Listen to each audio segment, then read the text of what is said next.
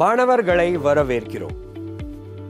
இந்த தலைப்பில் OAW செயல்முறையை பயன்படுத்தி 3mm தடிமன் கொண்ட அலுமினியம் ஷீட்டில் ஃபிளாட் பொசிஷனில் உள்ள ஸ்கொயர் பட் ஜாயிண்ட் பற்றி தெரிந்து கொள்வோம்.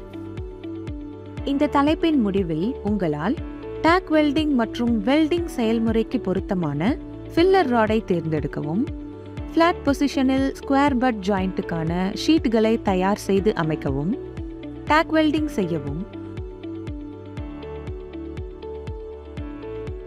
வெல்ட்மெண்ட்டுகளில் ஏதாவது குறை இருக்கிறதா என்று சரிபார்க்கவும் முடியும்.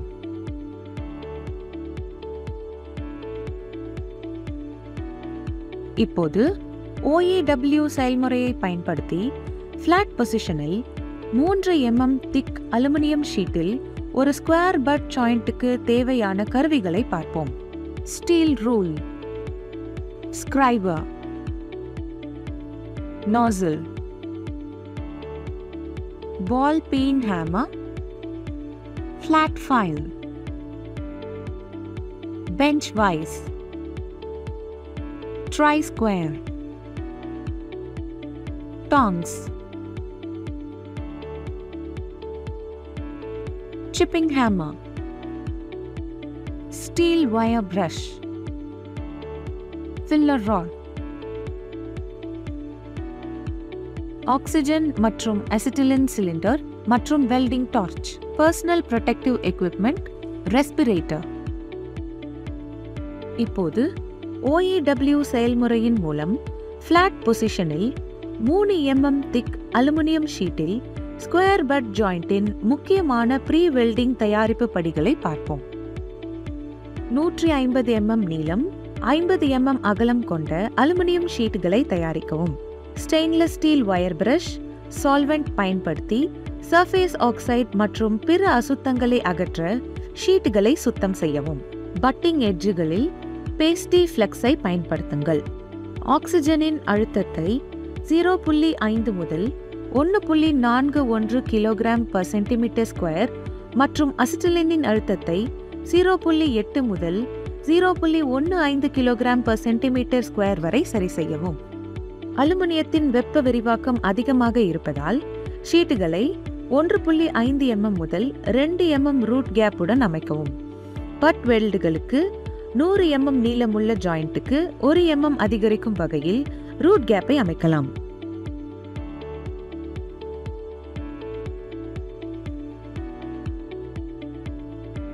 ப்ளோ பைப்பில் நாசில் நம்பர் 5ஐ பொருத்தவும். ஸ்ட்ரிக்ட் நியூட்ரல் ஃப்ளேமை வைக்கவும். ஸ்ட்ரிக்ட் நியூட்ரல் ஃப்ளேமை அமைப்பது கடினம் என்பதால் அலுமினியத்தை வெல்டிங் செய்வதற்கு மிக குறைந்த கார்பரைசிங் ஃப்ளேம் அமைக்கப்படுகிறது. ஃபில்லர் ராடில் பேஸ்டி ஃப்ளக்ஸை பயன்படுத்துங்கள். ஜாயிண்டின் இரு முனைகளிலும் மையத்திலும் டாக் வெல்ட் செய்யவும்.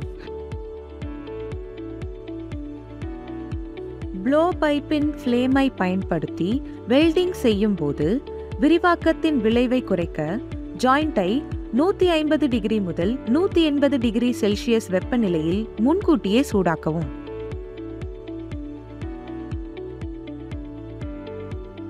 இப்போது 3mm திக் அலுமினியம் ஷீட்டில் ஃபிளாட் பொசிஷனில் உள்ள ஸ்கொயர் பட் ஜாயிண்டின் வெல்டிங் செயல்முறையை பார்ப்போம்.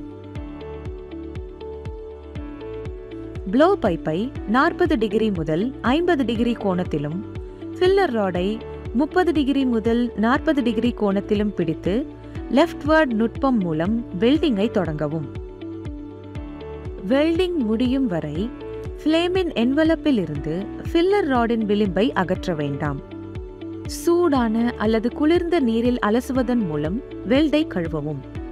ஜாயிண்டின் முடிவை நெருங்கும் போது ப்ளோ பைப் மற்றும் ஃபில்லர் ராடின் ஆங்கிளை குறைத்து உள்கூம்பை உயர்த்தவும். ஜாயிண்ட் எரிவதை தவிர்க்க இது உதவும். அலுமினியம் உருகும் போது நிறமாற்றம் இல்லாததால் பேஸ் மெட்டலின் மேற்பரப்பில் ஆக்சைடு ஃபிலிம் சுருங்கி வருவதை கவனமாக பார்க்கவும். இது பேஸ் மெட்டல் உருகும் தொடக்கத்தை குறிக்கிறது. இப்போது OAW செயல்முறையை பயன்படுத்தி ஃபிளாட் பொசிஷனில் 3mm திக் அலுமினியம் ஷீட்டில் ஸ்கொயர் பட் ஜாயிண்ட்டுக்கு பின்பற்ற வேண்டிய முக்கியமான குறிப்புகளை பார்க்கலாம். root penetrational lack,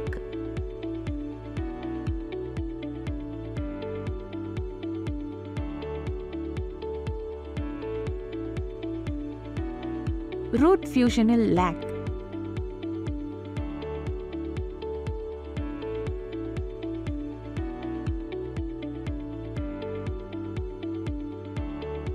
distortion,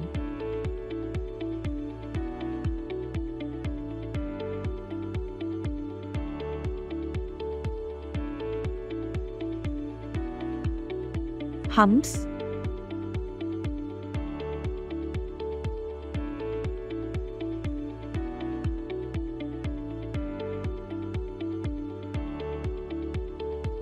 recap. இந்த தலைப்பில் நீங்கள் டேக் வெல்டிங் மற்றும் வெல்டிங் செயல்முறைக்கு பொருத்தமான ஃபில்லர் ராடை தேர்ந்தெடுக்கவும். ஃபிளாட் பொசிஷனில் ஸ்கொயர் பட் ஜாயின்ட்கான ஷீட்களை தயாரித்து அமைக்கவும். டேக் வெல்ட் வெல்ட்மெண்ட்களில் ஏதாவது குறை இருக்கிறதா என்று சரிபார்க்கவும் கற்றுக்கொண்டீர்கள்.